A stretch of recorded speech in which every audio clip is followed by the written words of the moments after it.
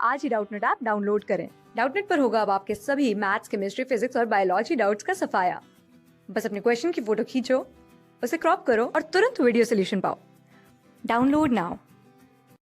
सो और question is the EMF of the cell. ये एक सेल दिया गया है हमको, इसका ईएमएफ है 0.64 वोल्ट एट 298 केल्विन और 0.1 नॉर्मल AgNO3 बोल रहा है कि 81.3% डिसोसिएट हुआ है और 1 नॉर्मल KBr 75.5% डिसएसोसिएट हुआ है। तो हमें दो पार्ट फाइंड करना है। सबसे पहली तो what is solubility, that is means what is S solubility और what is solubility product of AgBr, मतलब KSP ऑफ AgBr। ये हमें दो चीज़ क्या करना है, फाइंड करना है। तो सबसे पहले हम देखते हैं कि जैसे हमें पता है कि सोल्युबिलिटी प्रोडक्ट AgBr, इसका मतलब क्या होता है कि जो सिल्वर आयन का कंसंट्रेशन है वो इनटू Br माइनस आयन का जो कंसंट्रेशन है वो, यही हमारा सोल्युबिलिटी प्रोडक्ट कहलाता है।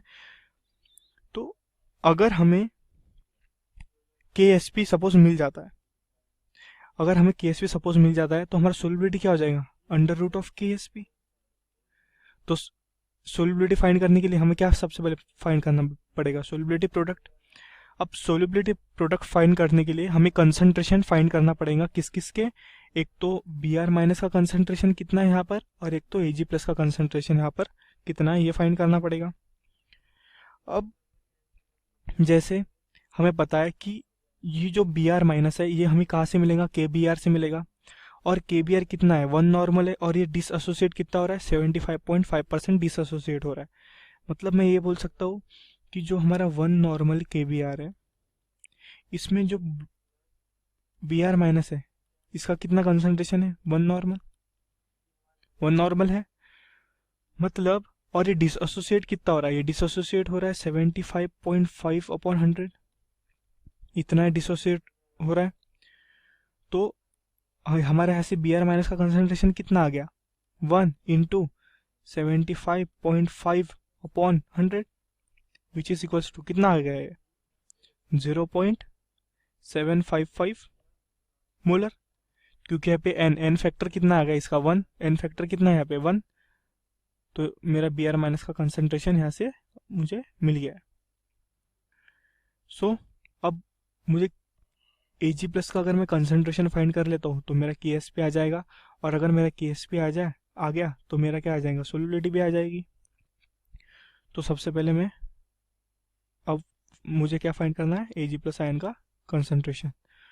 तो जैसे कि हमें सेल रिएक्शन दी गई है, यहाँ पर एक चीज़ देखो कि ये जो हम इस सेल को एनोड पे और कैथोड पे कौन कौन सी रिएक्शन हो रही है इसमें हम लिख सकते हैं। जैसे कि हमें पता है एनोड पे कौन सी रिएक्शन होती है, एनोड पे मेनली हमारी ऑक्सीडेशन रिएक्शन होती है। तो ऑक्सीडेशन रिएक्शन में मतलब लाइक जो हमारा Ag है, ये हमारा Ag क्या बनाएगा, Ag प्लस आयन बनाएगा प्लस एक इलेक्ट्रॉन इमिट करेगा। क्योंकि ये 0 स्टेट से अपने +1 स्टेट में आ रहा है, मतलब इसका क्या हो रहा है, ऑक्सीडेशन हो रहा है।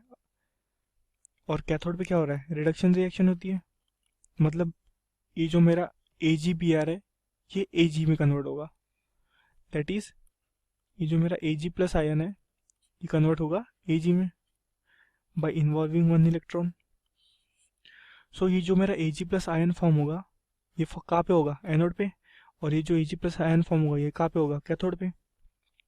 तो मैं यहाँ से अब नेट रिएक्शन लिख लूँगा, दैट इज यहाँ से मेरा लेफ्ट हैंड साइड में इलेक्ट्रॉन और राइट हैंड साइड में इलेक्ट्रॉन कैंसिल हो जाएंगे। यहाँ पर लेफ्ट हैंड साइड में Ag और राइट हैंड साइड में सिल्वर कैंसिल हो जाएगा। तो मेरा बचा क्या, Ag plus ion eight cathode which gives Ag plus ion at anode. और हमें Ag plus ion at anode का कंसंट्रेशन गिवन है क्वेश्चन में, विच इज इक्वल्स टू, यहाँ से हमें मिल जाएगा कितना है, 0.1 नॉर्मल। जो AgNO3 है यही मुझे Ag प्लस आयन देगा, इसका कंसंट्रेशन मुझे कितना गिवन है, 0.1, बट ये डिसएसोसिएट कितना हो रहा है यहाँ से, 81.3। ये जो 0.1 है ये नॉर्मल में, और इसका एन फैक्टर कितना है 1, तो इसकी मोलर में कितना आ जाएगा 0.1 ही आ जाएगा, इनटू डिसोसिएट कितना हो रहा है ये 81.3% डिसोसिएट हो रहा है, मतलब 81.3 अपॉन 100 इज इक्वल्स टू, ये कैलकुलेट कर लेंगे तो कितना आ जाएगा मेरा यहाँ से 0.0813 मोलर, इतना आ गया मेरा Ag प्लस आयन का कंसंट्रेशन एट एनोड। तो मुझे एनोड पे पता है कितना है। अब मैं लिखूंगा मेरी E cell reaction, that is E cell reaction, ताकि मुझे अब इसका कंसंट्रेशन डिजायरेबल है तो इसका कंसंट्रेशन कहाँ से मिलेगा, ई सेल रिएक्शन से ही मिलेगा। तो ई सेल रिएक्शन क्या होती है मेरी, E naught cell minus 0.059 upon N factor that is means ये जो एन है यहाँ पे, ये एन ऑफ सेल, ये है मतलब नंबर ऑफ इलेक्ट्रॉन कितने इन्वॉल्व है इसमें कितनी इन्वॉल्व है 1, तो यहाँ पे एन की वैल्यू कितनी आ जाएंगे हमारी 1 into log of concentration of product that is Ag plus ion at anode upon Ag plus ion at cathode, ये होती है। विच मीन्स हमें गिवन क्या है, अब देखो क्वेश्चन में गिवन है कि EMF ऑफ द सेल हमें दिया गया है, EMF ऑफ द सेल कितना है इतना,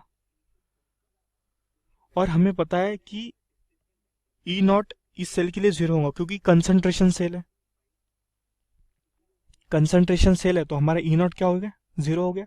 और ई सेल मुझे गिवन है, ई सेल कितना है गिवन है -0.64 minus of 0.059 upon number of transfer electron हमने देखे कितना था 1 into log of Ag plus ion at anode का कंसंट्रेशन मुझे गिवन है विच इज कितना 813 0.0813, तो मैं यहाँ पे लिख लूंगा 0.0813